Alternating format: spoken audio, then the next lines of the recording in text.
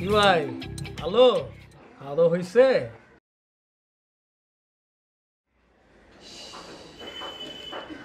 আপনারা দেখলেই তো বোঝা যায় যে গত এক সপ্তাহ ধরে আপনি কিচ্ছু খান না। খাবেন কিছু?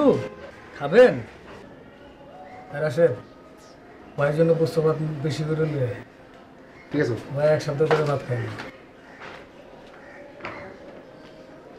তো আপনি যে এই যে দোকানের সামনে দিয়ে ঘোরাঘুরি করেন, এটা কি ভালো?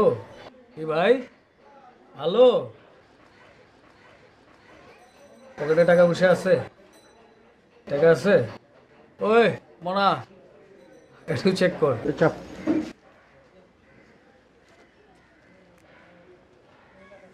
তাই তো।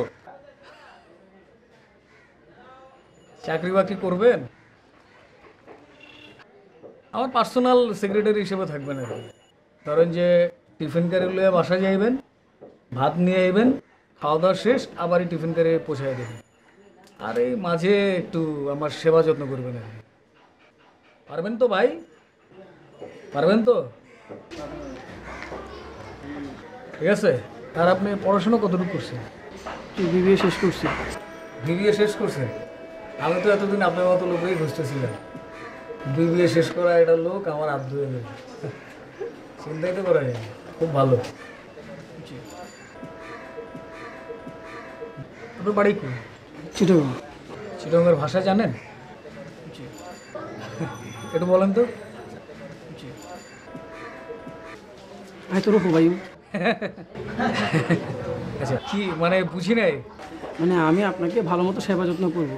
হ্যাঁ মানে আর দু একটা কোন আয় তোর ঘর তছনছ করে দিম। মানে মানে কি? মানে আমি আপনার ঘরকে আমার নিজের ঘর মনে করব। ওইটা মনে করেন না, আপনি সবসময় মনে করবেন যে এটা আপনার মালিকের সংসার। বুঝে শুনে চলবেন, ঠিক আছে? আপনি এখন তো জনমার সাথে কথা কইবেন, চট্টগ্রামের ভাষায় কথা কইবেন। বোঝা গেছে জিনিসটা? এটা চট্টগ্রামের ভাষায় একটা গান গান দিই। আয় যেতে তোরে ধরিয়ে নে ফোন মার দিও, এতে তুই বুঝিবি কত দানে কত চাইল, তোর বউরে যেতে আয় লইয়ে নে ডাঙ্গার ডাঙ্গার করি নাইচু, এতে তুই বুঝিবি আয় কেন মানুষ, তোরে যেতে আয় ল্যাংটা গড়িয়ে নে, তোরে যেতে আয় ল্যাংটা গড়িয়ে নে।